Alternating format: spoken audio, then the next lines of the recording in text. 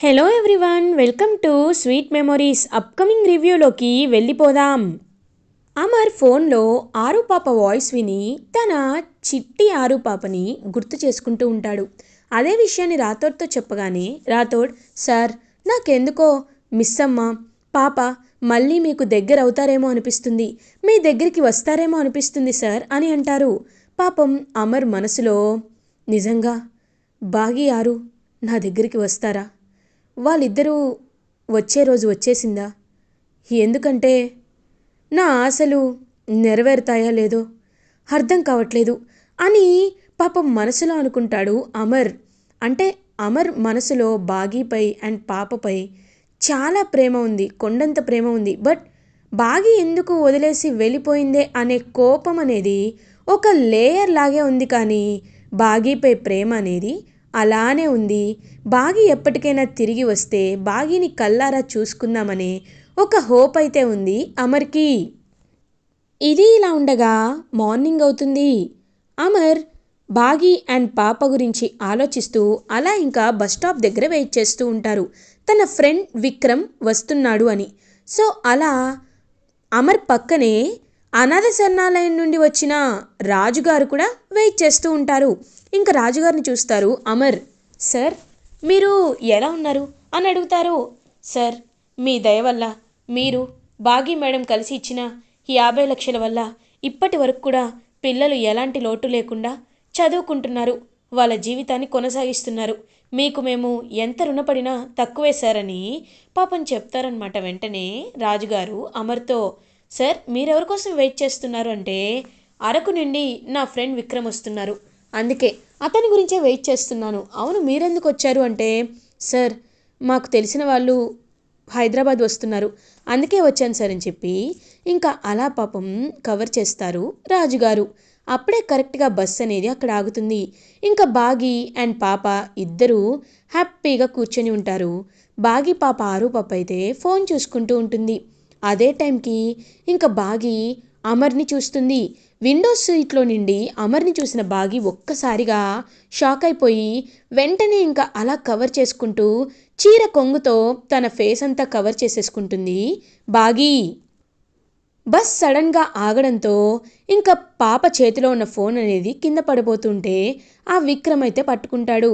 ఏంటి పాప, నా ఫోన్ నువ్వు పట్టుకున్నావు కదా, మరి నీ ఫోన్ నువ్వు చూసుకోవాలి కదా అని పాపని ఎత్తుకొని కిందకి తీసుకొస్తూ ఉంటాడు. బాగి కూడా పాపం వెనకాలే నడుచుకుంటూ వస్తుంది. ఇంక వెంటనే ఆ విక్రమ్ చేతిలో ఉన్న పాపను చూస్తాడు అమర్. ఆ విక్రమ్ ఈ పాప అని అంటారు. అదే బ్రో, మీతో నైట్ మాట్లాడింది కదా ఆ పాపే ఈ పాప అని అంటారు. వెంటనే ఆ పాపను చూడగానే అమర్కి ఎంతో అంటే ఎంతో హ్యాపీగా అనిపిస్తుంది. ఇంకా వెంటనే పాప వైపు చూస్తూ, పాప నీ పేరేంటమ్మా అని అడుగుతారు.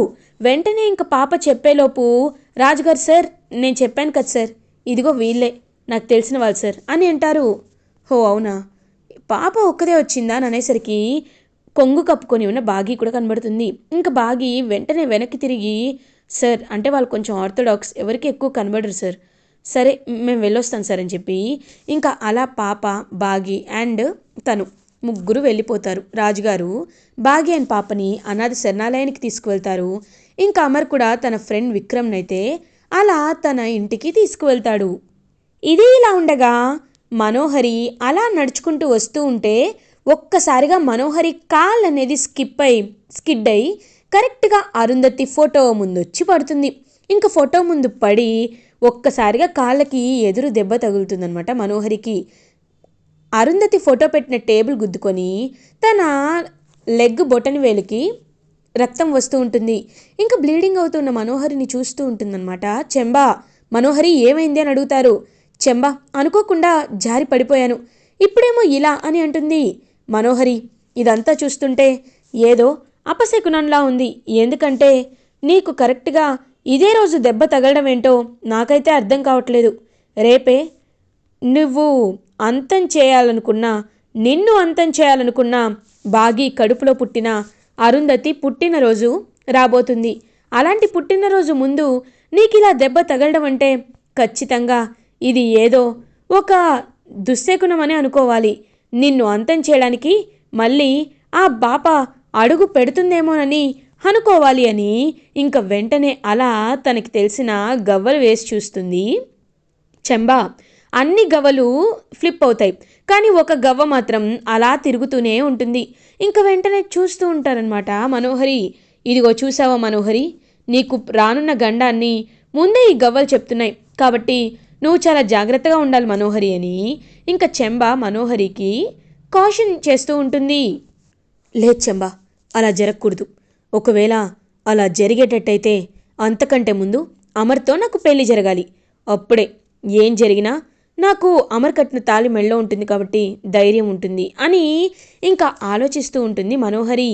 కరెక్ట్గా అప్పుడే పిల్లలందరూ కలిసి ఒక ప్లాన్ వేసుకుంటారు. ఇంకా పిల్లలందరూ ప్లాన్ చేస్తూ మనం ఖచ్చితంగా మనోహరి ఆంటీని తిక్క కుదిరేలా చేయాలి, తనకి చుక్కలు చూపించాలి, తన ప్లేస్లో ఎవరొచ్చినా చాలా బెటర్గా ఉంటారని, కేర్ టేకర్గా మనల్ని బాగా చూసుకుంటారని తెలిసేలా చెయ్యాలి అని ఇంకా గట్టిగా ఫిక్స్ అవుతారు. పిల్లలైతే ఇంకా గట్టిగా ఫిక్స్ అయ్యి అలా వెనక్కి తిరిగి చూసేసరికి మనోహరి కుంటుతూ లైక్ తన కాళ్ళకి దెబ్బ తగిలింది కాబట్టి నడుస్తూ వస్తుంది. ఇంకా అలా అమర్ తన రూమ్లోకి రాగానే వెంటనే అమర్ దగ్గర యాక్టింగ్ స్టార్ట్ చేస్తారు పిల్లలు. ఇంకా చాలా నీరసంగా నడుచుకుంటూ వచ్చి అమర్ కళ్ళ ముందు కళ్ళు తిరిగి పడిపోతుంది అంజు. అంజు అంజు ఏమైంది అని అడుగుతారు అమర్. డాడ్ మీరా, సారీ డాడ్ అని వెళ్ళబోతుంటే అంజు ఏంటి, నిన్ను చూస్తుంటే ఫుడ్ సరిగ్గా తిన్నట్టు లేదు, ఏమైంది అని అడుగుతారు. వెంటనే అమ్మ వచ్చి డాడ్ పాపం డాడ్, అంజు 2-3 డేస్ నుండి సరిగ్గా భోజనం చేయట్లేదు డాడ్ అని అంటుంది. ఏంటి భోజనం చేయట్లేదా, ఎందుకు అని అడుగుతారు. అంటే తనకి యాదమ్మ వండే ఫుడ్ పడటం లేదు డాడ్ అని అంటారు. పోనీ మనోహరి అనలోపు మనోహరి కూడా ఆంటీ కూడా వండుతున్నారు డాడ్, కానీ ఆ ఫుడ్ కూడా పడటం లేదు, ఆంటీ టేస్ట్ మా టేస్ట్ తగ్గట్టు లేదు, అందుకే నాకు కూడా స్టొమక్ పెయిన్గా ఉంది. ఇదిగో ఆనంద్కి కూడా మొన్న కంటిన్యూస్గా స్టొమక్ అనేది అప్సెట్ అయింది, పాపం ఆకాష్కి ఇలా జరిగింది, మాకు ఆ ఫుడ్ పడటం లేదు డాడ్ అని అంటారు. ఇంకా అమర్ వెంటనే ఆలోచనలో పడతాడు.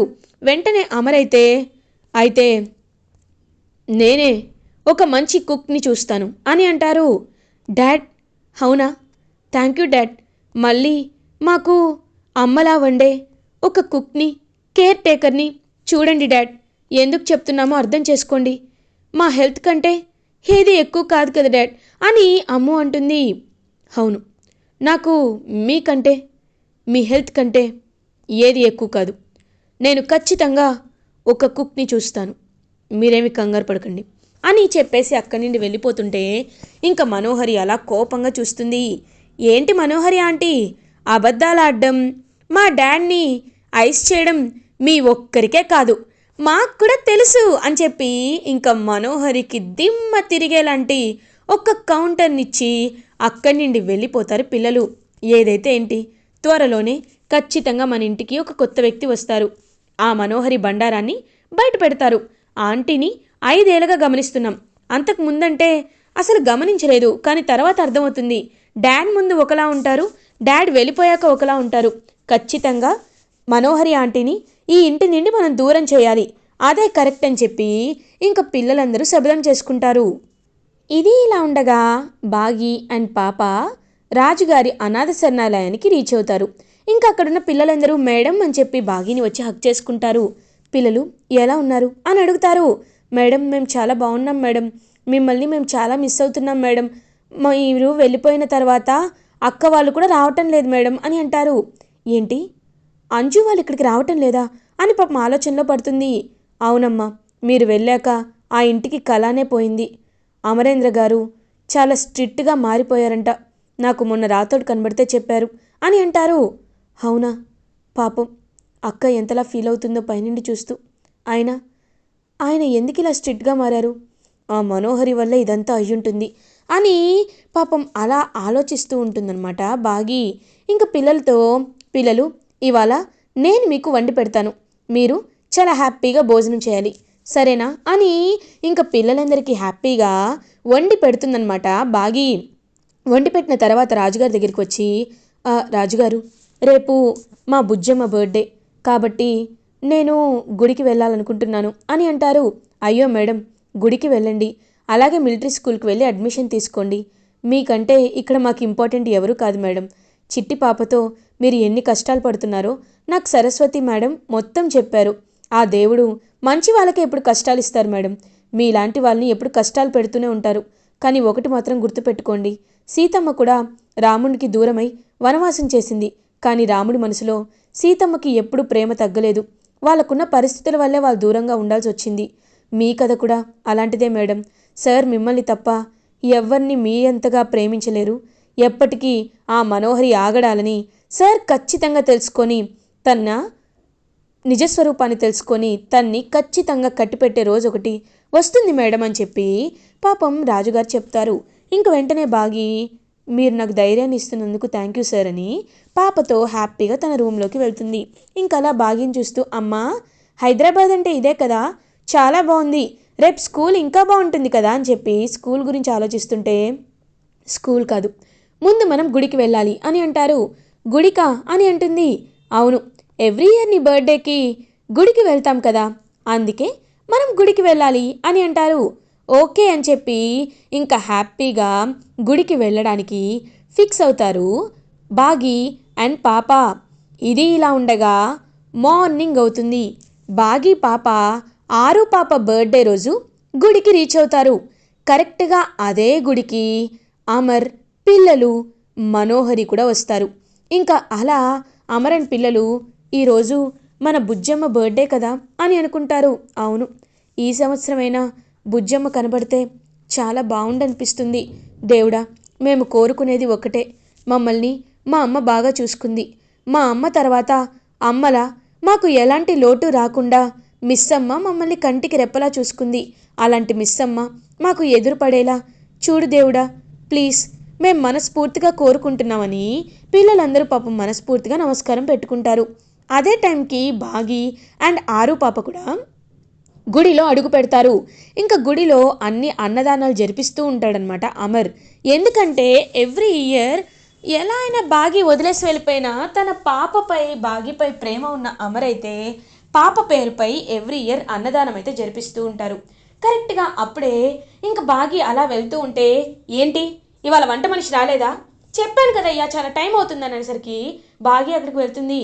ఏమైంది అని అడుగుతుంది. ఏం లేదమ్మా, అన్నదానం జరిపించమని డొనేషన్ ఇచ్చారు, వంట మనిషి రాలేదు అని అంటారు.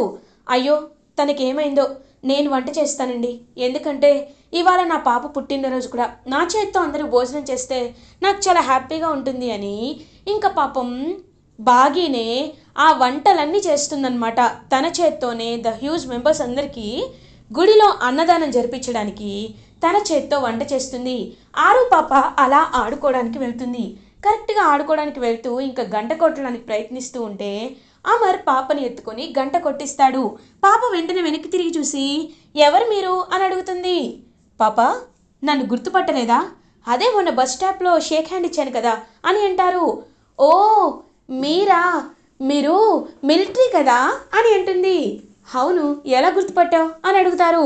మీ హెయిర్ కట్ చూసి గుర్తుపట్టాను అని అంటుంది. చాలా చురుగ్గా ఉన్నావు పాప అని అంటారు. థ్యాంక్ యూ అంకుల్ అని చెప్పి ఇంకా పాప అలా వెళ్తూ ఉంటే పిల్లలు కూడా పాప వైపు చూస్తారు. డాడ్ ఎవరు తను అని అడుగుతారు. తెలీదు, కానీ పాప చాలా చురుగ్గా ఉంది అని అంటారు. మన బుజ్జమ్మ కూడా ఇప్పుడు ఇంతే ఉండొచ్చు కదా అని చెప్పి పిల్లలందరూ పాపం చాలా బాధపడుతూ ఉంటే కరెక్ట్గా ఇంకా అన్నదానం అయితే స్టార్ట్ అవుతుంది. సో అన్నదానంలో అందరూ కూర్చొని హ్యాపీగా భోజనం చేస్తారు.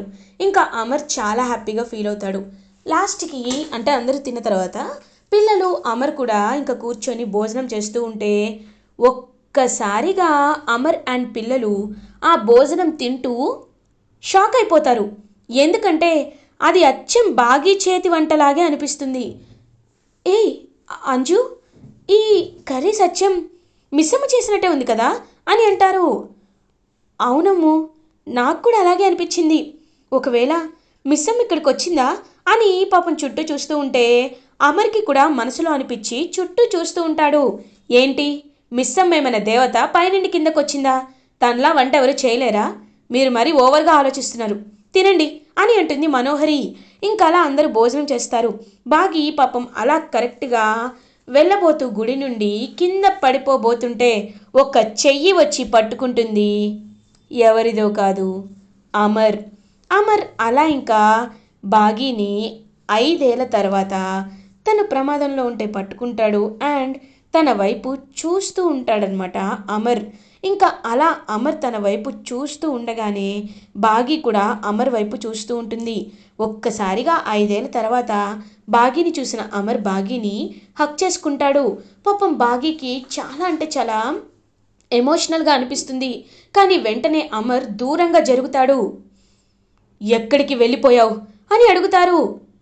ఏవండి, అవన్నీ నేను చెప్పలేను, కానీ అని అనేలోపు వద్దు, ఇంకేం చెప్పొద్దు, నేను బయలుదేరుతాను అని వెళ్ళబోతుంటే ఆగండి అని ఆరుపాప వాయిస్ వినబడుతుంది. ఒక్కసారిగా ఆరుపాపే తన కన్న కూతురు అని, అరుంధతి అని బాగీ వాళ్ళ పాప అని తెలుసుకున్న అమర్ ఒక్కసారిగా షాక్ అయిపోతారు. మీరు ఇవాళ అన్నదానంకి డొనేషన్ ఇచ్చారంట కదా, మీరు చాలా మంచి పని చేశారు మిలిటరీ అంకుల్. నిజంగా మీలాంటి వాళ్ళకి ఎంత థ్యాంక్స్ చెప్పినా తక్కువే. మా అమ్మ వంటలు బాగా చేసింది కదా అని అంటుంది ఆరుపాప.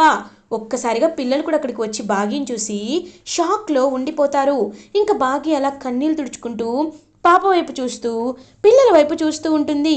ఇంకా పిల్లలు పాపకి తెలియకుండా ఉండాలి అని, డాడ్ ఆవిడ బాగా కుక్ చేస్తున్నారు కదా, కాబట్టి ఆవిడనే మనం కుక్గా పెట్టుకుందాం డాడ్, ఎందుకంటే తెలుసు కదా హెల్త్ ఏమీ బాగోవటం లేదు కదా డాడ్ అని అంటుంది అమ్ము. అవును డాడ్ నిజమే అనేసరికి ఇంక పాప మారు పాప కూడా అవును అంకుల్, మీరు ఏం వంట అడిగి పెట్టినా మా మమ్మీ బాగా వంట చేస్తుంది అని పాప మారు పాప తెలియకంటుంటే ఇంకా అమర్ సరే ఆవిడ్ని రేపటి నుండి జాబ్లోకి వచ్చి జాయిన్ అవ్వమనండి, రేపటి నుండి తను మన ఇంటికి కుక్ అని చెప్తారు అమర్. ఒక్కసారిగా రాథోడ్ పిల్లలు అందరూ ఎంతో హ్యాపీగా ఫీల్ అవుతారు. మళ్ళీ బాగీ తన ఇంటికి పాపతో వస్తున్నందుకు అమర్ కూడా మనసు లోపల ఎంతో హ్యాపీగా ఫీల్ అవుతారు. అలా ఇంకా బాగీ పాపతో కలిసి 5 ఏళ్ల తర్వాత ఇంట్లో అడుగు పెడుతూ ఉంటే ఒక్కసారిగా మైండ్ బ్లాక్ అయిపోతుంది మనోహరికి. ఇంకా పాప అరుంధతి అండ్ బాగీ ఇద్దరు కలిసి అలా ఇంటికి వచ్చేసరికి ఇంకా మనోహరి అయితే అలా షాక్లో ఉండి చూస్తూ ఉండిపోతుంది. ఇలా ఎపిసోడ్ ఎండ్ అవుతుంది. ఫర్దర్ ఎపిసోడ్ రివ్యూస్ ముందుగా మీకు కావాలి అనుకుంటే మా ఛానల్ని సబ్స్క్రైబ్ చేసుకోండి. Thanks for watching.